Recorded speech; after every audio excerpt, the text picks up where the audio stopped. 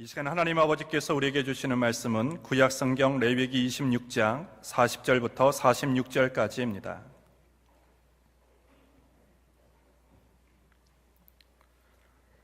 레위기 26장 40절부터 46절까지를 봉독하겠습니다.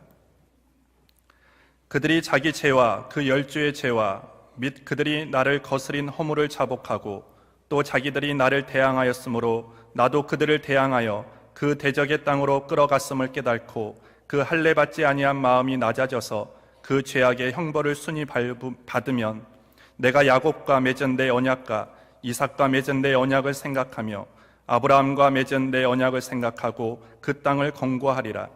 그들이 나의 법도를 싫어하며 나의 규례를 멸시하였으므로 그 땅을 떠나서 사람이 없을 때 땅이 황폐하여 안식을 누릴 것이요 그들은 자기 죄악으로 형벌을 순히 받으리라. 그런즉 그들이 대적의 땅에 거할 때 내가 싫어버리지 아니하며 미워하지 아니하며 아주 멸하지 아니하여 나의 그들과 세운 언약을 폐하지 아니하리니 나는 여호와 그들의 하나님이 됨이라. 내가 그들의 하나님이 되기 위하여 열방의 목전에 애굽에서 인도하여 낸 그들의 열조와 맺은 언약을 그들을 위하여 기억하리라. 나는 여호와니라. 이상은 여호와께서 시내 산에서 자기와 이스라엘 자손 사이에 모세로 세우신 규례와 법도와 율법이니라. 아멘. 오늘 우리가 함께 은혜 받은 하나님 말씀은 레위기 26장 40절부터 46절까지의 말씀입니다. 설교의 제목은 하나님이 기억하시기에 기회가 있다입니다.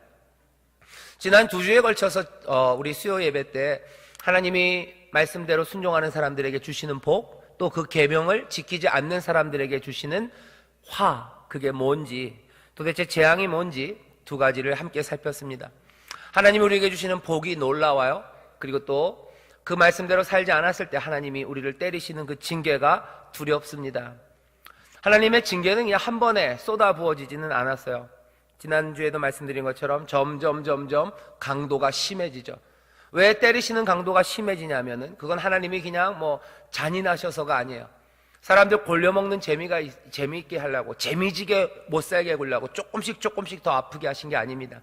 우리가 그렇게 되어도, 돌아오게 하시려고 우리를 때리시는데도 그렇게 되어도 돌아가지 않고, 그리 되어도 반항하고, 그리 되어도 거슬리고, 그렇게 맞았는데도 불구하고 하나님 앞에 대항하며 나아갈 때 하나님의 우리를 향한 재앙의 강도가 점점 세지는 거예요. 왜? 끝까지 돌아오게 하시려고. 하지만 우리가 지난주에 읽은 말씀을 보면 하나님이 마지막에 그러십니다. 마지막에 결국은 안 되는구나 생각하시고 어떻게 하신다 그러셨어요? 이제는 끝이다 하시는 그 시간이 있다고 말씀드렸습니다. 그 끝이 언제쯤은 잘 몰라요. 그 끝처럼 보이는 시간들이 늘 있었어요. 이스라엘이 잡혀갔을 때 거기가 끝이구나 사람들은 생각했어요. 아, 끝인가 보다. 오늘 우리에게 주시는 말씀은요, 우리가 끝이라고 생각하는 시간들이 있어요. 누가 봐도 이건 끝이에요. 그런데 하나님은 우리에게 다시 한번 알려주십니다. 그렇게 끝이 쉽게 오지 않아요. 이유는 딱 한 가지입니다. 하나님은 여전히 하실 말씀이 남아 계시고 하나님은 여전히 우리를 향한 은혜가 남아 있어요. 분명히 끝처럼 보여요. 여기서 더 어떻게 할 수가 없을 것 같아요.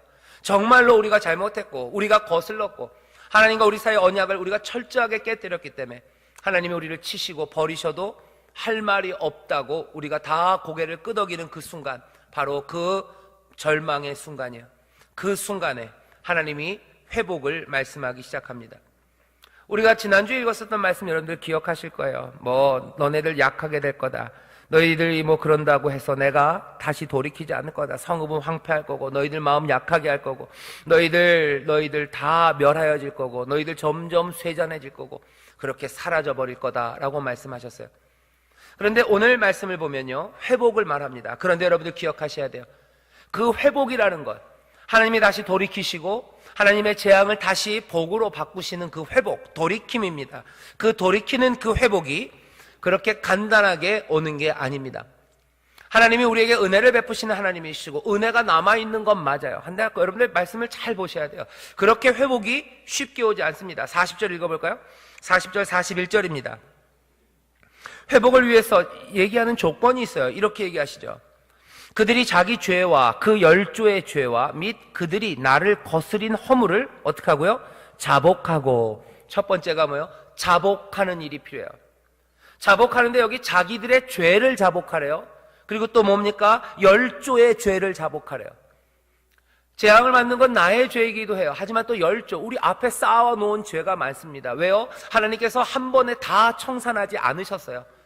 옛날에 지은 죄 그때 죄가 하나 딱 딸롱하고 등록이 되면 하나님이 거기에 재앙 하나를 딱 내주신 게 아니셨어요. 죄가 계속 쌓였던 겁니다. 그러니까 어떻게 해요? 내 죄, 내가 지은 죄, 그것만 자복하는 거 아니에요. 내 죄, 자기의 죄, 또 열조의 죄, 그거 자복하래요. 죄만이 아닙니다. 여기 보면 그들이 나를 거스린 허물, 이건 그냥 죄를 범한 것뿐만 아니라요, 하나님을 그냥 거스리는 거예요. 거역하는 거예요. 반항적이었던 거예요. 하나님을 향한 의심입니다. 하나님을 향한 내 마음의 태도, 삶의 태도가 다른 거예요. 하나님을 의지하지 않고 다른 것들을 의지했던 그 허물, 그건 허물이에요. 직접적으로 벌어진 죄는 아닙니다. 하지만 그들이 나를 거스른 허물들, 그것들을 자복해야 된답니다. 회복을 위해서 해야 되는 일이에요. 자복함이 있어야 돼요. 에이, 무슨 말씀을, 내가 자복 안 했는데도 회복해 주셨는데요. 회복 아닐 수 있습니다. 회복 아닐 수 있습니다.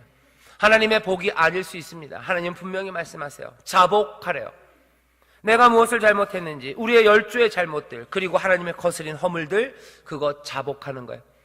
가서 말하십시오. 하나님 앞에 우리가 이런 죄를 범했다고, 우리의 열조가, 우리의 조상이, 우리의 이웃들이, 우리가 함께 하나님 앞에 이렇게 범죄했다고, 우리가 하나님을 거스려서 그렇게 건방지게 살았다고, 우리가 하나님을 의지하지 않고 살았다고 자복하는 일이 있어야 된다. 이거 없으면 글쎄요.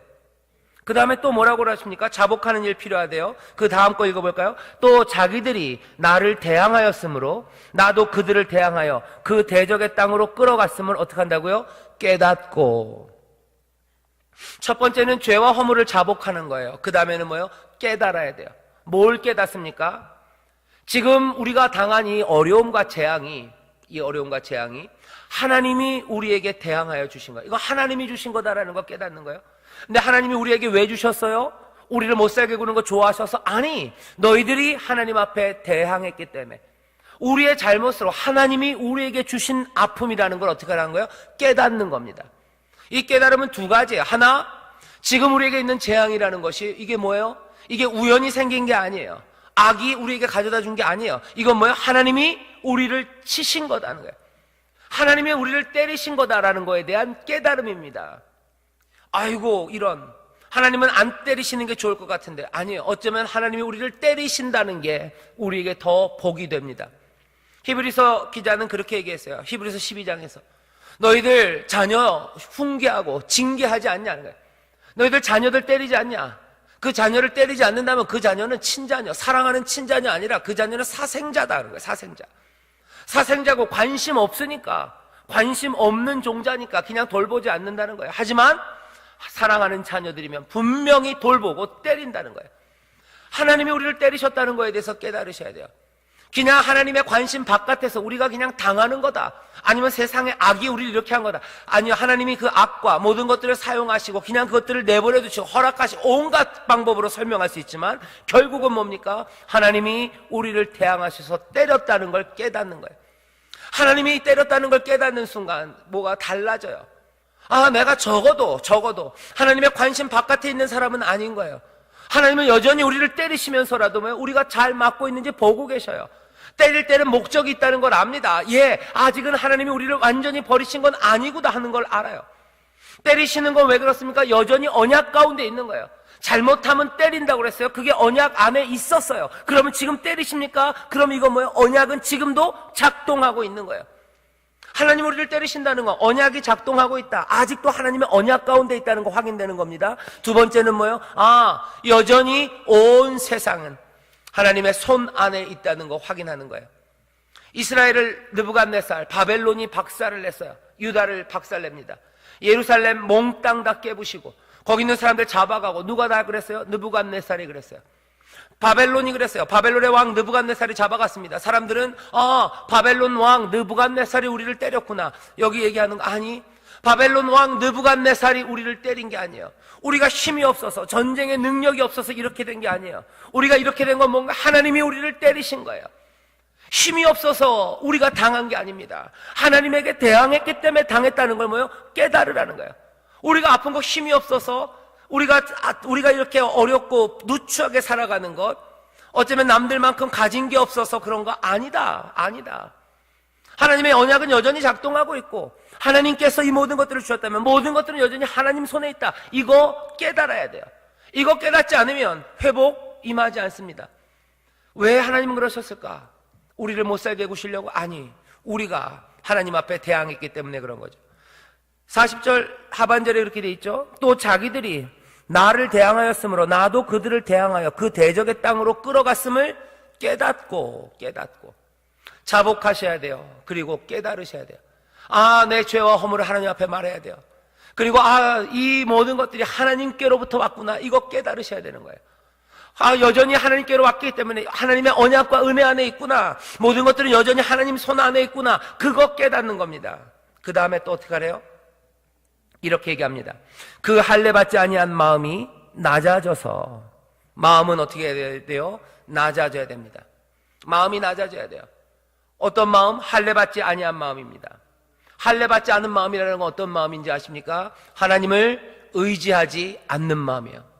하나님을 의지하지 않는 마음이라는 건 무슨 마음입니까? 다른 말로 하면 교만한 마음이에요. 교만한 마음, 높아진 마음들은 낮아져야 돼요. 마음을 낮춰야 돼요. 세상에 다른 것 의지하지 않고 나 의지하지 않고 하나님만 의지하겠다는 거예요. 그렇게 낮아지는 거예요. 하나님만 의지합니다. 왜? 다른 것들은 의지할 것들이 없어요. 다른 것들은 아무것도 아닙니다. 하나님만이 높으신 분이에요. 하나님만이 모든 것들을 이루신 분이세요. 그렇다면 내 마음은 주 앞에 낮아질 수밖에 없어요. 왜 할례 받지 않는 게 낮아지는 마음인지 아십니까? 할례라는 건 남자의 생식기 그 표피를 자르는 거예요. 왜 이 일을 시키십니까? 아브라함에게 시키셨어요. 아브라함에게 뭐라고 그러셨어요? 야, 내가 너에게 큰 민족을 이루게 할 거야. 네 자손으로 큰 민족을 만들 거야. 그때 아브라함 나이가 꽤나 많았습니다. 75세, 99세 이랬어요. 어차피 아이를 낳을 수 없을 만큼 나이가 많아요. 근데도 이제는 뭐라 그래요? 거기에 대해서 이제 마지막으로 확인시키시는 거예요. 생식기를 자른다는 의미예요. 그죠? 여러분들 잘 아시죠? 그게 있어야지 아이를 낳아요. 근데 그 표피를 잘라요. 이 얘기는 뭡니까? 이거는 이제 사람이 할 수 있는 일은 아무것도 없다는 거예요. 할례 받는다는 그런 겁니다. 내가 하나님의 백성이 된다는 건, 내가 할 수 있는 건 이제 아무것도 아니에요. 나는 하나님의 백성이에요. 하나님이 나를 먹이시는 거고, 내 인생의 모든 것들은 여호와 하나님이 다 책임지시는 거예요. 약속을 이루는 건 내 힘으로 하는 거 아니에요. 내 꾀로 이루는 거 아니에요. 복을 얻는 거 내 방식으로 하는 것 아닙니다. 왜? 나는 이제 남은 게 아무것도 없어요.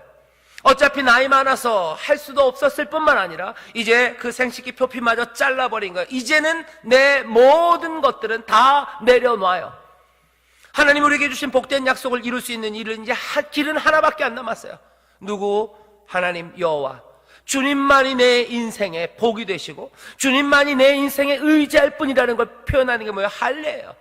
하나님의 백성이 된다는 건 할례를 받는 거예요. 내 마음의 할례를 받아요. 나는 더 이상 다른 것 의지하지 않습니다. 더 이상 나는 다른 것 따라가지 않습니다. 내 마음은 온전히 주님만 의지하는 낮아진 마음입니다. 주여 나에게 은혜를 베풀어 주시옵소서. 이게 마음의 할례를 받는 거예요. 이스라엘은 전에 여기저기 따라다녔어요. 하나님 말고 지혜롭게 무슨 외교적인 방법으로 애굽에 가면 구원을 얻을까? 아니면 전쟁을 잘하면? 아니면 느부갓네살이랑 어떻게 좀 잘 화친을 하면? 아니면 다른 사람들과 어떻게 연결을 해서 온갖 방법으로 다른 방법들을 찾아요. 전쟁의 순간에만 그런 거 아니었습니다. 이스라엘에서, 예루살렘에서 이 사람들이 살아가면서 하나님을 섬긴다 하면서 어떻게 해요? 하나님 섬기지 않아요. 부요함을 위해서 온갖 욕심 버립니다. 자기의 삶을 편안하고 자기의 삶의 만족을 위해서 약한 사람들 괴롭히는 거 얼마든지 하고 살았어요. 죄악의 길에, 오만한 자의 자리에, 사람들의 욕심 따라가는 길에 그것 의지하며 살았어요. 하나님 말씀합니다. 너희들 마음에 할례가 없구나. 너희들 그렇게 살면 잘 살 것 같다는 거예요. 이렇게 살면 행복할 거라고 하나님 말고, 하나님의 길 말고 다른 것 의지하면서 살았어요. 하나님 뭐라 그러세요? 마음에 할례 받지 않은 자들, 마음의 할례를 안 받았으니까 너희들은 내 백성 아니라는 거죠. 너네들 내 백성 아니구나. 너네들 나를 의지하지 않는구나. 그러면 내가 너희 하나님이 될 이유가 없겠구나 하는 거예요. 회복을 하기 위해서는 어떻게 됩니까? 마음의 할례를 받아서 낮아져야 돼요. 다시 한번 주님께만 의지하겠다는, 세상 모든 건 나에게 아무것도 아닙니다. 내가 의지할 것 없습니다. 주님만이 내 산성이시고, 주님만이 내 반석이시고, 주님만이 나의 생명이시고, 주님만이 나의 의지할 바입니다. 내가 주 앞에 겸손하게 무릎을 쌓으니 주여 나를 인도하여 주시옵소서. 주여 나에게 은혜 베풀어 주시옵소서. 마음의 할례를 받아 낮아져야 되는 거예요. 그게 아니라 여전히 내 살 길 내가 찾겠다는 사람들, 그 사람들은 아직 회복이, 하나님이 주시는 회복이 임할 준비가 되어 있지 않아요. 우리에게 물어봐야 됩니다. 재앙 가운데 있는 사람들, 하나님이 주시는 회복을 기다리는 사람들, 내 마음은 할례를 받아 낮아졌냐는 거예요. 내 모든 능력을 향한 끈들은 다 끊어졌냐는 거예요. 내 모든 힘은 다 끊어졌냐는 거예요. 내 모든 교만한 마음은 끊어졌냐는 거예요. 나를 의지하는 것과 내가 의지하는 세상 줄들은 다 끊어졌냐는 거예요. 그거 다 끊고 내 백성이 되라고 말씀하셨는데, 이스라엘은 그거 못 끊는 거예요. 그리고 여전히 그거 못 끊는다면 회복되지 않습니다. 이거 여러분들 아슬아슬해요. 그죠? 내 삶의 평안을 위해서는 하나님 말고 하나님이 모르시게 어쩌면 뭐라도 붙잡고 있어야 되는 것 같아요. 내가 의지하는 거 있어야 돼요. 사람을 의지하든지 아니면 하나님의 길 말고 다른 길들을 의지해야 되는 것 같아요. 생명의 길, 진리의 길 말고 다른 길이 나를 편안하게 해주고 그게 내 안녕을 지켜줄 거라고, 회복시킬 거라고 생각하는 그 줄들 남아있다면 회복은 없습니다. 마음의 할례를 받아 낮아진 사람들, 거기에 회복이 임하는 거예요. 세 번째였죠. 네 번째는 뭡니까? 이렇게 되어 있어요. 41절 하반절 마지막입니다. 그 죄악의 형벌을 어떻게 받으면? 순히 받으면. 이건 무슨 얘기예요? 시간이 필요합니다. 여러분들이 죄를 자복하고 그 다음에 또 이게 하나님이 내가 대항해서 나를 때리신 거구나 하는 걸 깨닫고 내 마음의 할례를 받아 주를 의지하겠다고, 주님만 의지하겠다고 결심하는 그 순간 탁 회복되면 좋겠죠? 아멘이에요. 그죠? 짧았으면 좋겠죠. 그런데 뭐라 그랬어요? 순히 받아라 하는 거야. 순히 받아라. 그 형벌을 순순히 받아라 하는 거야. 받아라. 이 얘기는 우리에게 이런 말씀입니다. 징벌의 시간이 있어요. 여러분들 이 말씀 잘 기억하셔야 됩니다. 사람들은 그래요. 내가 회개했는데 왜 빨리 안 돌아왔을까? 내가 하나님 앞에 말씀하신 대로 깨달았는데, 난 깨달았는데 왜 안 돌아주시나? 벌 받으시라는 거예요. 순히 받아라는 거예요. 그리고 정말로 깨달은 사람들, 정말로 마음에 그 할례 받은 사람들, 자복하고 주 앞에 가서 깨닫고 마음을 낮춘 사람들, 그 사람들 어떻게 해요? 그 형벌을 순히 받습니다. 왜 내가 회개했는데 빨리 안 하냐고 그 얘기 하지 않습니다. 왜 이렇게 됐는지 알기 때문에 그래요. 내가 대항해서 하나님이 나를 대항하심으로 나를 때린 거 내가 깨달았어요. 내가 마음의 할례를 받지 않았음을 깨닫고 내가 이제 주 앞에 낮아졌어요. 내 죄와 내 열조의 죄와 내가 주를 거스른 허물을 몽땅 다 고한 사람들, 그 사람들은 그 형벌 순히 받습니다. 순히 받아요. 이 말씀은 우리에게 묘해요. 순히 받아라. 얼마나 받습니까? 그건 몰라요. 하지만 우리가 기대하는 건 있습니다. 아마 이 형벌의 시간을 하나님께서 어떻게 하셔요? 짧게 하실 것을 우리는 믿습니다. 믿어요. 그렇다고 해서 왜 더 짧게 안 하냐고 따지지 않아요. 왜? 이 사람들은 이미 자기의 죄와 허물을 주 앞에 자복하고 주가 우리를 때리심을 깨달았고 그리고 마음의 할례를 받아서 그 마음이 낮아진 사람들이기 때문에 그래요. 형벌의 시간, 징계의 시간들 견뎌갈 수 있습니다. 히브리서에서 12장에서 하시는 말씀이에요. 너희들 징계받는 거 그거 너무 괴로워하지 말아라는 거죠. 히브리서 12장 5절입니다. 또 아들들에게 권하는 것 같이 너희에게 권면하신 말씀을 잊었도다. 잊지 말아라. 기억해라. 내 아들아, 주의 징계하심을 경히 여기지 말며 그에게 꾸지람 받을 때에 낙심하지 말라. 주께서 그 사랑하시는 자를 징계하시고 그의 받으시는 아들마다 채찍질 하심이니라 하셨으니 너희가 참음은 징계를 받기 위함이니라. 하나님이 아들과 같이 너희를 대우하시나니 어찌 아비가 징계하지 않는 아들이 있으리요. 징계는 다 받는 것이오늘 너희에게 없으면 사생자요 참 아들이 아니니라. 또 우리 육체의 아버지가 우리를 징계하여도 공경하였거든 하물며 모든 영의 아버지께 더욱 복종하여 살려 하지 않겠느냐. 저희는 잠시 자기의 뜻대로 우리를 징계하였거니와 오직 하나님은 우리의 유익을 위하여 그의 거룩하심에 참여케 하시느니라. 무릇 징계가 당시에는 즐거워 보이지 않고 슬퍼 보이나 후에 그로 말미암아 연단할 자에게는 의와 의의 평강한 열매를 맺나니 그러므로 피곤한 손과 연약한 무릎을 일으켜 세우고 너희 발을 위하여 곧은 길을 만들어 저는 다리로 하여금 어그러지지 않고 고침을 받게 해라. 피곤한 손, 징계받을 때 힘들죠. 피곤한 손, 연약한 무릎, 그거 일으켜 세우래요. 이거 할 때마다 뭐 좀 그렇지만 어렸을 때 이렇게 좀 맞았던 생각들이 납니다. 그죠? 한 대 맞으면은 무릎이 팍 굽혀지죠. 그죠? 그리고서 손으로 종아리를 이렇게 하는 거예요. 뭐 하는 거예요? 무릎을 세워라는 거예요. 무릎 세워라. 피곤한 손, 연약한 무릎 일으켜 세워라 하는 거예요. 때리신다. 그러면 너희들 그거 때문에 원망하지 말아라는 거예요. 하나님이 때리신다. 이게 하나님이 나에게 주시는 징계다라고 깨달아지고 내가 마음의 할례를 받고 내 죄를 자복했으면 때리시는 거 순히 맞아라 하는 거죠. 순히 맞아라. 그것 때문에 도망가면서 원망하지 말아라는 거예요. 하나님 원망하지 말아라. 육신의 아버지라도 너희를 때릴 때 너희가 그럼에도 불구하고 공경하지 않더냐. 육신의 아버지가 징계하는 거 그거 때문에 원망하지 않듯이 하늘 아버지가 너희를 때리실 때 순히 맞아라 하는 거예요. 육신의 아버지는 어쩌면 그냥 잠시 자기 뜻대로 제멋대로 할 수도 있어요. 하지만 우리 하늘 아버지는 우리를 위해서 우리의 유익을 위하여 이거 때리시는 것 아니냐. 그렇다면 어떻게 해요? 피곤한 손 연약한 무릎 세워서 맞으라는 거예요. 길을 펴서라도 맞으라는 거예요. 저는 다리 그거 고쳐서라도 맞아야 되는 거예요. 순히 맞으랍니다. 어쩌면 이 말씀이 참 어렵습니다. 내가 회개했으면 바로 딱 고치셔야 될 텐데 하지만 이건 비례적으로 맞아요. 우리가 잘못했을 때마다 하나님이 딱딱 벌을 주시지 않은 것처럼 우리가 회개할 때마다 하나님께서 바로바로 징계를 거두시는 건 아니에요. 때리시는 시간이 있어요. 이 시간이 얼마가 될지는 모릅니다. 하지만 우리가 믿어요. 우리를 때리시는 분은 누구십니까? 하나님이세요. 우리를 때려 죽이려고 그러시는 거 아니에요. 하나님이 우리에게 유익이 되게 하시려고 때리시는 거라면 어떻게 해요? 맞습니다. 그리고 뭘 기대해요? 그 다음에는 하나님의 회복이 있음을 기대하는 거예요. 내가 마음을 돌이켰는데 하나님 왜 이러십니까? 그러지 마시라는 거예요. 그러지 말아라. 그러지 말아라. 육신의 아버지라도 때릴 때 원망하더냐? 그렇지 않지 않더냐? 하늘 아버지가 우리의 유익을 위해서 때리시는데 그거 맞아야 되는 거 아니냐? 오늘 레위기에서 말합니다. 순히 맞아라. 순히 맞아라. 그것 때문에 괴로워하지 말라는 거야. 그게 맞는 시간들 와요. 그 다음에 말씀이 중요합니다. 자, 그렇게 맞고 있으면 무슨 일이 일어납니까? 사실은 40절에서 41절은 우리가 당해야 되는 마땅한 일이에요. 언약, 약속을 깨뜨렸어요. 약속함에 어기면 맞아야 된다고 그랬어요. 우리가 약속했습니다. 그러면 약속한 대로 우리가 잘못해서 맞는 거 여기에 대해서 할 말이 없어요.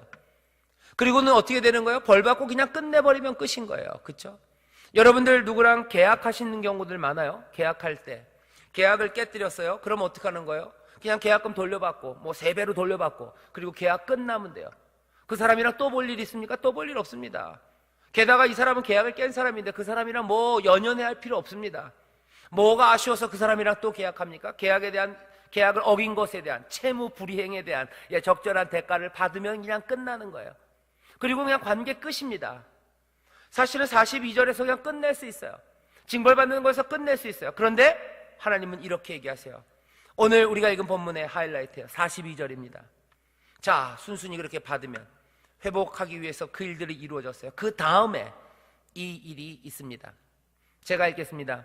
내가 야곱과 맺은 내 언약과 이삭과 맺은 내 언약을 생각하며 아브라함과 맺은 내 언약을 생각하고 그 땅을 공고하리라. 여기 42절에는요 계속해서 반복되는 말이 있어요. 이렇게 반복해야 될 필요 없습니다. 사실은 여기 보면 언약이라는 말이 계속 반복돼요. 내 언약이에요. 그것도 내 언약. 누구와 맺은? 야곱과 맺은 내 언약, 또 이삭과 맺은 내 언약, 아브라함과 맺은 내 언약. 어쩌면 더 크게 들리는 말은 뭐예요? 내 언약이에요. 내 언약. 나의 언약, 나의 약속, 나의 약속, 나의 약속. 원래 이게 한 번 해도 돼요. 내가 아브라함과 이삭과 야곱과 맺은 내 언약을. 아니면 그냥 뭐 그렇게 불러도 되고, 아니면 더 그냥 중립적으로 얘기하려면 아브라함과 이삭과 또 야곱과 맺은 언약, 이렇게도 뭔 얘기인지 다 압니다. 그런데 여기서 지금 하나님 뭐라고 얘기하세요? 몽땅 다 이건 내 언약이다, 내 언약이다, 내 언약이다 3번이나 얘기하세요. 게다가 또 반복되는 말은 뭐냐면요, 여기 우리 말에는 생각하며 권고한다 얘기되어 있지만 사실은 몽땅 다 똑같은 동사예요. 다 같은 의미는 뭐예요? 기억한다요. 기억한다. 내가 나의 언약을 기억한다. 나의 언약을 기억한다. 나의 언약을 기억한다. 그리고 내가 그 땅을 기억한다. 지금 42절에 가득한 말입니다. 기억하겠다, 기억한다, 기억한다. 내 언약이다, 내 언약이다, 내 언약이다. 그래서 42절은 어떻게 보면 뭔가 설명하려는 게 아니에요. 이거는 그냥 어쩌면 제 생각에는요, 하나님께서 부르짖는 소리 같아요. 그리고 어쩌면 자기 자신에게 계속해서 되뇌게 하는 소리 같아요. 내 언약이지, 내 언약이지, 내 언약. 내가 맺은 언약이지, 내가 맺은 언약이지, 내가 맺은 언약이지. 난 이걸 기억할 거야, 난 이걸 기억할 거야, 난 이걸 기억할 거야. 뭐요? 다짐하는 거예요. 부르짖는 거예요. 계속해서 되새기는 거예요. 꼭 용서해야 됩니까? 용서해야 될 필요 없어요. 꼭 그 회복을 만들어줘야 됩니까? 그럴 필요 없어요. 지가 잘못한 거 깨달으면 내가 그것들을 언약을 다시 해야 됩니까? 아니요. 약속대로 하고 그냥 떠나버리면 끝나는 거예요. 하지만 42절에 보면 하나님이 말씀하세요. 내가 기억하겠다, 기억하겠다, 기억하겠다 그러는 거예요. 우리가 아는 하나님은 어떤 하나님이십니까? 인자하신 하나님이에요. 주의 인자는 끝이 없습니다. 그렇죠? 주의 인자는 영원해요. 주의 성실은 무궁합니다. 다함이 없어요. 늘 그 성실한 인자는 늘 남아 있습니다. 이건 하나님의 성품에 대한 지금 어떻게 보면 형용사적인 표현이에요. 하나님은 인자하시고 성실하시고, 어쩌면 그 인자와 성실하신 사랑, 그 변함없는 사랑, 그 사랑이 어떻게 나타난 줄 아세요? 동사적으로 나타날 땐 이렇게 나타나는 것 같아요. 여기 있는 이 말입니다. 그냥 기억하시는 거예요. 사랑으로 기억하십니다. 영원한 인자하심으로 우리를 기억하신대요. 기억하셔요. 하나님은 잊지 않으십니다. 뭐를요? 우리를 잊지 않으실 뿐만 아니라 나의 약속, 하나님의 약속, 그 약속을 잊지 않으시겠다는 거예요. 절대 잊지 않겠다. 나의 언약, 나의 언약, 나의 언약. 내가 그 언약을 잊지 않는다 말씀하시는 거죠. 절대 잊지 않는데. 오늘 설교의 제목입니다. 하나님이 기억하시기에 기회가 있어요. 하나님은 언약을 잊지 않으시겠대요. 어쩌면 잊을락 말락 하시면, 어쩌면 우리가 너무 심하게 하기 때문에 잊고 싶어 하실 때는 어떻게 하세요? 내가 맺은 내 언약이지, 나의 언약, 나의 언약, 나의 언약. 내가 기억할 거야, 기억할 거야, 기억할 거야. 잊지 않을 거야, 잊지 않을 거야, 잊지 않을 거야. 다짐하시는 분이에요. 왜? 은혜로우시고 자비로우시고 그 인자가 한이 없으신 놀라우신 하나님이시기에 이 하나님은 이 언약을 잊지 않고 기억하시는 줄 믿습니다. 여러분들도 기억하셔야 돼요. 주가 우리를 기억하심을 여러분들 기억하셔야 돼요. 주는 우리를 잊지 않으셨어요. 주는 우리와 맺은 언약을 잊지 않으셨어요. 잊지 않으셨을 뿐만 아니라 부르짖음이 있습니다. 여기 주가 부르짖는 거예요. 내가 기억할 거야, 기억할 거야. 어쩌면 이 부르짖음은 지금은 또 다른 방식으로 부르짖음입니다. 아벨의 피가 땅에서 부르짖는데요. 아벨의 피라도 땅에서 부르짖고 있는데 그 대제사장 되신 예수 그리스도, 그 하나님의 아들의 피가 이 땅에서 부르짖는데요. 그 피가 흘려져서 부르짖는 건 뭘 부르짖습니까? 하나예요. 아마 여기 있는 거 이거 그대로입니다. 기억하소서, 기억하소서. 언약을 기억하소서. 약속을 기억하소서. 하나님의 은혜를 기억하시옵소서. 하나님의 용서를 기억하시옵소서. 그 피가 부르짖는 거예요. 하나님이 자기 스스로에게 부르짖습니다. 내가 기억할 거야, 기억할 거야, 기억할 거야. 난 잊지 않을 거야. 저들이 그렇게 나를 버리고 떠나갔어도 나는 그 언약, 내가 맺은 언약이지, 내가 맺은 언약이지, 내 언약이지, 내 언약이지. 버려도 되지만 이건 나의 언약이니까 내가 지킬 거야. 기억하겠다, 기억하겠다, 기억하겠다. 왜 하나님의 은혜가 우리의 구원의 근거가 되는지 여러분들 아셔야 돼요. 우리가 믿음으로 구원을 얻는 거 맞아요. 하지만 그 딱은 아닙니다. 그 은혜로 인하여, 그 은혜가 밑바탕에 있는 거예요. 기억하시는 은혜예요. 그 기억하시는 은혜, 그것들을 믿음으로 구원 얻습니다. 우리가 믿으면 구원을 얻습니까? 아니요. 그 밑바탕에 하나님의 은혜가 깔려 있는 거예요. 회복의 이유는 뭡니까? 여기 그 은혜로 기억하시는 하나님이 계셔요. 여전히 그 언약을 버리지 않으시고 들고 계신 하나님이 있어요. 버려도 됩니다. 그런데 버리지 못하겠다는 하나님이에요. 내 언약, 내 언약, 내 언약. 내가 기억하겠어, 내가 보겠어. 계속해서 그 은혜를 보시는 놀라우신 하나님이 우리 하나님이신 줄 믿습니다. 여기에 회복의 근거가 있어요. 깨어진 삶, 떠나가 버린 삶, 죄악으로 물들어 버린 삶, 죽어 마땅한 사람들, 버림받아 당연한 사람들, 그 사람들의 삶에 어떻게 회복이 임합니까? 기억하시는 하나님이요. 기억하셔. 은혜를 기억하시고 약속을 기억하십니다. 43절부터 44절까지는 이 이야기를 다시 한번 반복하는데요, 이 이야기의 결과처럼 나와요. 43절에 어떤 일이 일어날 겁니까? 이렇게 될 거래요. 그들이 나의 법도를 싫어하며 나의 규례를 멸시하였으므로 그 땅을 떠나서 사람이 없을 때가 돼요. 그죠? 순이 당해야 돼요. 끌려가야 됩니다. 딴 땅에서 살아야 돼요. 그 땅에 있는 동안 얘기한 것처럼 하나님의 뜻이 이루어져요. 땅이 황폐하여 안식을 누릴 것이요 그들은 자기의 죄악으로 형벌을 순히 받으리라. 벌받는 시간들이 지나갈 거예요. 이렇게 될 겁니다. 그 다음엔 어떻게 돼요? 44절이에요. 하지만 하나님은 기억하시기에 어떻게 하신다고요? 버리지 않으신대요. 그런즉 그들이 대적의 땅에 거할 때 내가 싫어버리지 아니하며, 싫어버리지 아니하며, 버리지 않겠대요. 어디선가 많이 들어본 거예요. 이제 고난주간이니까 여러분들 기억하시는 이사야서 말씀이 있어요. 싫어 버림받으신 분이 있어요. 그죠? 싫어 버리지 않기 위해서, 우리를 버리지 않기 위해서 버림받으신 분이 있습니다. 하나님의 은혜예요. 왜 버리지 않았습니까? 하나님의 은혜가 우리를 버리지 않게 한 거예요. 하나님이 기억하시는 기억입니다. 자, 우리를 버리지 않는데요. 또 어떻게 하신대요? 미워하지 않는데요. 이사야서 말씀 기억하십시오. 미움 받으신 분이 계셔요. 싫어 버리지 아니하시고 우리를 미워하지 아니하시고 또 어떻게 하십니까? 아주 멸하지 아니하셔요. 징계를 받고 때리십니다. 하지만 아주 멸하지는 않으세요. 그리고 또 뭐라고 말씀하세요? 나의 그들과 세운 언약을 폐하지 않는다 그래요. 언약을 깨뜨려 버리지 않는다는 거예요. 버려도 마땅하지만 깨뜨리지 않는다. 왜? 나는 기억한다는, 나는 은혜로 내 언약, 나의 언약을 니들은 깨뜨렸지만 나는 못 깨뜨리겠다는 거예요. 너네들은 떠나갔지만 나는 완전히 너희들 떠나갈 수가 없겠다는 거예요. 너희들은 나를 배신해서 그냥 멀리 완전히 가버렸지만 나는 아니다. 내 언약이다. 내 언약이다. 45절에서 얘기하시죠. 내가 그들의 하나님이 되기 위하여 열방의 목정원에 애굽에서 인도하여낸 그들의 열조와 맺은 언약을 그들을 위하여 내가 기억하리니 나는 여호와니라 하는 거예요. 나는 여호와다 말씀하세요. 나는 너희들과 다르다 하는 거예요. 나는 끝까지 기억할 거다. 나는 여호와다. 내가 너희를 위하여 이 언약을 기억할 거래요. 언약을 기억하는 방법이 여러 가지가 있어요. 그죠? 나를 위하여 기억할 수 있어요. 나에게 유리하게. 아니, 너희를 위하여 내가 이 언약을 기억하겠대요. 버려도 되지만 너희를 위하여. 여기 있는 법조문 있는 이 약속 그대로 너에게 심하게 돼야 될 수도 있지만 아니, 내가 너희를 위하여 이 언약을 기억하겠다. 나는 여호와다 말씀하십니다. 오늘 여기 있는 말씀 중에서 저는 여기 있는 이 말씀이 제일 가슴이 아파요. 44절 뒤에 나는 그들과 세운 언약을 폐하지 아니하리니 나는 여호와 그들의 하나님이 됨이라 그래요. 사람들은 하나님이 아니라고 그러고 떠났어요. 그죠? 이런 거랑 똑같아요. 당신은 내 아버지가 아닙니다 하고 떠났어요. 그런데 아버지는 아니, 나는 네 아버지다 얘기하는 거예요. 당신은 내 하나님이 아닙니다. 나는 다른 거 의지하며 삽니다.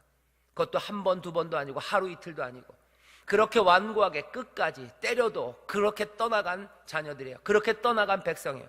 하지만 하나님 뭐라 그러십니까? 나는 버리지 않고 미워하지 않고 아주 멸하지 않고 이 약속을 폐하지 않는다. 왜? 나는 여호와 그들의 하나님이다 하는 거예요. 나는 여호와 그들의 하나님이다. 나는 은혜로운 하나님이다. 나는 그들을 불러내서 내 백성 삼고 내 자녀 삼은 나는 하나님이다. 너네들은 떠나가지만 나는 하나님이고 내 언약, 내 언약, 내 언약, 내 약속, 내 약속, 내 약속. 난 이거 기억하고 기억할 거야. 너네들은 몽땅 다 잊어버리고 떠나갔지만 나는 기억할 거다. 이거. 니네들을 잃어버렸기 때문에 나도 잊어버리고 싶지만 아니, 나는 여호와다 하는 거야. 나는 하나님이다 하는 거야. 그러니 내가 기억할 거다. 내가 기억할 거다. 내가 기억할 거다 하는 거야. 45절 마지막입니다. 내가 그들의 하나님이 되기 위하여 열방의 목전에 애굽에서 인도하여낸 그들의 열조와 맺은 언약을 그들을 위하여 기억하리니 또 뭐래요? 나는 여호와니라 하는 거예요. 나는 여호와다. 오늘 여러분들 오늘 이 말씀 기억하십시오. 우리에게 회복의 기회가 있는 건 하나밖에 없어요. 우리 안에 무슨 좋은 게 싹 터서가 아닙니다. 그죠? 여기 있는 거 보면은 뭐예요? 다 그냥 자복하고, 그죠? 자복했다고 뭐가 어떻게 됩니까? 아니에요. 여기 있는 것처럼 뭐 그걸 깨달았다고 어떻게 됩니까? 아니에요. 여기 있는 것처럼 뭐 마음의 할례를 받고 자기가 스스로 낮아지면 뭐가 어떻게 됩니까? 아니에요. 그게 뭘 만들어내는 것 아닙니다. 그냥 얻어맞고 순순히 맞으면 어떻게 됩니까? 아니에요. 그 다음에 무슨 일이 벌어질지 아무것도 우리에게 약속한 게 없어요. 하지만 여기 한 분이 서 계시는 거예요. 이렇게 자복하는 사람들과 깨닫는 사람들과 마음의 할례를 받아서 낮아진 사람들과 순순히 맡고 있는 사람들 앞에 누군가 한 분이 서 계신 거예요. 이분은 누구냐고요? 나의 언약, 나의 언약, 내가 기억할 거다, 기억할 거다. 나는 여호와, 나는 너희 하나님이다 라고 서 계신 분이 한 분이 계신 거예요. 그렇다면 우리는 기대할 수 있습니다. 우리가 행한 무엇이 아니라 여기 서 계신 이 하나님, 이 신실하신 하나님 때문에 우리는 소망에, 우리는 또한 회복에 놀라운 일들을 꿈꾸기 시작하는 거예요. 이제 회복할 수 있어요. 이제 소망을 품을 수 있어요. 이제 우리의 삶에 다시 하나님의 복이 임할 수 있습니다. 왜요? 여기 은혜의 하나님이 우리 앞에 서 계시기 때문인 줄 믿습니다. 하나님이 기억하시기에, 은혜로 기억하시기에 기회가 있는 거예요. 하나님의 신실하심, 거기에 회복의 가능성이 있는 줄 믿습니다. 하나님의 말씀은 끝나지 않았어요. 늘 그러셔요. 늘 그러셔요. 역대하 말씀을 보면 그렇습니다. 역대하 말씀을 보면 슬픈 이야기들이야. 솔로몬부터 시작해서 타락이에요. 그죠? 북이스라엘, 남유다, 몽땅 다 결국은 타락해 나가기 시작하죠. 마지막 36장에 가면 심판입니다. 바벨론의 느부갓네살 이야기가 나오기 시작해요. 하나님이 느부갓네살에게 그냥 주셨어요. 던져주셨어요. 느부갓네살은 잔인하게 그 일을 다 감당합니다. 잡아가고 죽이고 때려 부시고 빼앗아가고 몽땅 다 황폐하게 만드는 그 일이 느부갓네살에 의해서 이루어져요. 그게 역대하, 이스라엘의 역사, 이스라엘과 유다의 역사의 마지막입니다. 마지막 36장엔 느부갓네살 이야기로 가득 차 있어요. 하지만 뒤쪽에 조금 붙어있는 사람 이야기가 하나 있어요. 그건 뭐예요? 바사의 왕 고레스 이야기예요. 고레스가 이제 아주 짧게 이 사람들을 다시 고향으로 돌려보내고 거기서 다시 하나님의 역사가 시작된다고 짧게 한마디 붙어있어요. 아모스서 심각하게 징계하고 심각하게 하나님의 재앙과 진노를 쏟아붓습니다. 하지만 그 제일 마지막에는 뭐예요? 다윗의 그 무너진 장막을, 그 허물어진 것들을 메우는 일들, 이제 다시 거기에서 사람들은 농사 짓기 시작하고 거기서 하나님의 은혜를 누리게 되는 이야기가 뒤에 짧게 붙어 있어요. 짧지만 그 이야기들이 붙어 있습니다. 이건 뭡니까? 하나님의 말씀이 징계로 끝나지 않아요. 하나님의 말씀이 너희의 죽음이다 하고 끝나지 않아요. 그 뒤에는 항상 뭐가 있어요? 하나님의 은혜가 그리고 회복이 붙어있는 줄 믿습니다. 하나님은 누구예요? 회복의 하나님이세요. 나는 여호와 너희 하나님이다. 하지만 여러분들 기억하십시오. 이 회복이 그렇게 간단한 게 아니죠. 자복하는 일, 마음이 낮아지는 일, 깨닫는 일, 그리고 순순히 맞는 것, 그 아픔, 그 뒤에 하나님의 역사가 시작되는 거예요. 하나님께서 그 일을 행하실 때도 그냥 자동으로 행하신 거 아니에요? 말씀드렸죠? 부르짖으시는 거죠. 기억하겠다, 기억하겠다, 기억하겠다. 부르짖으며 그 일을 행하십니다. 하나님의 은혜가 우리에게 쏟아부어지나 그 은혜가 그렇게 쉽게 우리에게 주어지는 건 아니에요. 하나님도 결심하고 기억하면서 그 죄, 그것들을 덮으시는 은혜와 회복을 선포하십니다. 오늘 우리는 주가 우리를 기억하시는 것처럼 우리도 또 주를 기억하기를 바랍니다. 사실은 성찬 때마다 우리가 읽는 거예요. 이것을 나의 주의 오시는 날까지 어떻게 하라고요? 기념하라 그랬어요. 기념하라. 주의 오시는 날까지 기념해라. 기억해라 하는 거예요. 기억해라. 주가 우리를 기억하시는 것처럼 이제 우리도 주를 기억합니다. 주를 기억하세요. 그 은혜를 기억하세요. 우리를 잊지 아니하시고 그 언약을 기억하시는 주님을 어떻게 해요? 여러분들 기억하셔요. 이거 놓치면 망하는 겁니다. 주의 오실 때까지 우리는 이 주님을 기억하는 거예요. 성찬, 왜 성찬이 복된 시간입니까? 그 주님을 기억하는 시간이에요. 그 한량없는 은혜, 우리는 그렇게 떠나갔으나 나는 여호와 너희 하나님이다. 너희는 그렇게 나를 버려도 나는 너희를 버릴 수 없다는 거야. 너희들 자녀들은 다 떠나가도 나는 아버지다 하는 거야. 너희들이 내 마음에 칼을 꽂고 갔어도 나는 어머니다. 나는 다시 너희들을 품어야 된다는 거야. 너희들은 슬픔으로 떠나갔지만 나는 더 크게 우는 사람이라는 거야. 너희들이 아파서 신음할 때 나는 말도 할 수 없고 숨도 쉴 수 없었다는 거야. 참을 수 없게 너희들 아플 때 나도 아팠다는 거야. 왜 그래야 됩니까? 왜? 나는 여호와 너희 하나님이기 때문에 그래요. 우리는 그렇게 생각하죠. 못된 놈 가서 아프면 속이 시원하죠. 하나님은 그렇다고 아니요. 왜? 나는 여호와 너희 하나님. 나는 은혜를 기억하는 하나님, 내 언약, 내 약속을 잊지 않고 기억하는 하나님. 여전히 너희들은 내 백성이고 너희들은 내 자녀이기 때문에 너희들 아플 때 내 마음이 편한 거 아니다. 이사야서를 보면 나와요. 내가 도저히 참을 수 없다. 내가 참을 수 없어서 이제는 외쳐야 되겠다는 거야. 그만하자라고 외쳐야 되겠다는 거예요. 이제 이만하면 됐다라고 외쳐야 되겠다는 거예요. 누가? 하나님이 그러시니까. 하나님이. 그 하나님을 기억하십시오. 여러분 아플 때, 징계받을 때, 삶의 어려운 과정에서 하나님 원망하지 마세요. 그것 때문에 하나님 욕하지 마세요. 하나님 아파하십니다. 주님을 기억하세요. 주님을 기억하세요. 주를 기념해라. 주를 기념해라. 찢기신 살이에요. 우리가 아플 때 하나님 안 아프셨다고? 아니요, 아프셨어요. 우리를 잊으셨다고? 아니요, 잊지 않으셨어요. 우리가 하나님을 거스려 할 때 하나님 우리를 떠나셨다고? 아니에요. 우리가 죄인 되고 원수 되었을 때 그때라도 하나님은 우리를 지키시고 기억하시고 보시면서 그 아픔의 자리로 내려오신 분이세요. 어떻게 하십니까? 주를 기억하십시오. 그 은혜의 주님을 기억하는 거예요. 이거 잊어버리면, 이것 망각하면 삶은 꼬이기 시작하는 거예요. 하지만 이 주를 기념하는 사람들, 이 주님을 기억하는 사람들, 나는 여호와 너희 하나님이다 하는 그 말씀이 그냥 아무것도 아닌 말이 아니에요. 그 말에는 깊은 눈물과 슬픔과 그리고 은혜와 사랑이 담겨져 있는 말이에요. 나는 여호와 너희 하나님이다라는 말이, 그 말이 영혼을 흔드는 말입니다. 그 말이 우리의 삶을 다시 일으켜 세우는 말입니다. 주는 여호와 나의 하나님이세요. 그 말씀이 우리에게 어떤 맥락에서 어떤 강도로 우리의 마음을 치고 우리는 그 말씀을 어떻게 기억하느냐에 따라서 우리의 삶의 방법들은 달라지는 거예요. 서로를 대하는 방법이 달라지는 거예요. 주가 하나님이시다라는 말이 그렇게 그냥 아무 말이나 되는 게 아닙니다. 그냥 화장실 벽에 써 있는 말이 아니에요. 동네 담벼락에 철수는 영희를 좋아해 그렇게 써 있는 말이 아니에요. 주가 나를 사랑하신다는 말은요, 그런 말은 아닙니다. 우리의 영혼을 흔드는 말이에요. 깊은 은혜와 오래 참으시는 용서와 자비하심, 한량없는 은혜 가운데 우리에게 주시는 말씀이에요. 나는 네 하나님이다 라는 그 말씀입니다. 회복, 하나님의 그 은혜 때문에, 그 기억하시는 은혜 때문에 우리에게 기회가 있어요. 그렇다면 이제는 우리도 어떻게 하셔야 돼요? 주를 생각하십시오.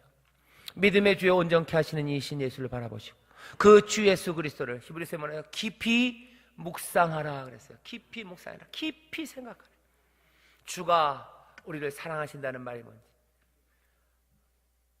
주가 우리의 하나님이 되신다는 말이 뭔지, 그 말씀이 점점 더 깊이 묵상되고 그 주를 우리가 다시 기억하기 시작할 때 우리의 삶의 회복이, 하나님이 주시는 놀라우신 복이 넘쳐나게 될 줄 믿습니다. 새 세상이 열리게 되는 줄 믿습니다. 새로운 회복이 우리 가운데 부어지는 줄 믿습니다. 기도하겠습니다. 하나님 아버지 감사합니다. 우리가 어려운 시절을 지나고 아버지는 또한 하나님 앞에 징계를 받을 때가 있으나 아버지는 기도합니다. 다시 한번 돌아서서 주의 은혜 앞에 나올 때, 주여 주는 주시기에, 주는 우리 아버지시기에, 주는 우리를 사랑하시고 주는 은혜로운 주님이시기에 우리를 회복하시는 줄 믿습니다. 치료하시는 줄 믿습니다. 싸매시는 줄 믿습니다. 위로하시는 줄 믿습니다. 일으켜 세우시는 줄 믿습니다. 삶에 필요한 것들로 다시 채우시고 다시 손에 가락지를 끼우시고 우리에게 새 옷을 입히시고 우리를 위하여 잔치를 베푸시는 줄 믿사오니 아버지여, 그 은혜를 놓치지 않는 자들 되게 하여 주시옵소서. 그 은혜와 사랑을 잊지 않는 자들 되게 하여 주시옵소서. 날마다 주를 생각하며 그 은혜를 사모할 때마다 주여 우리의 심장이 다시 뛰게 하시며 아버지 하나님 그 은혜 가운데 더 깊이 들어갈 때마다 아버지 하나님 그 사랑 가운데 새 힘과 용기를 얻는 자들 되게 하여 주시옵소서. 그리 우리를 사랑하시는 이가 주님이시오니, 그리 우리를 사랑하시는 아버지가 다스리는 세상이오니 주여 이 땅에서 두려움과 염려 없이 살게 하시고 그 은혜에 감사하며 찬송하며 아버지 하나님 주를 붙잡고 살아가는 우리 모두가 되게 하여 주시옵소서. 그 삶의 회복이 임하는 줄 믿습니다. 그 삶에 하나님의 구원의 능력이 임하는 줄 믿습니다. 우리로 그 은혜를 찬송하며 그 놀라우신 구원을 증거하는 복된 삶이 되게 하여 주옵소서. 감사드리며 예수님 이름으로 축복하며 기도하옵나이다. 아멘.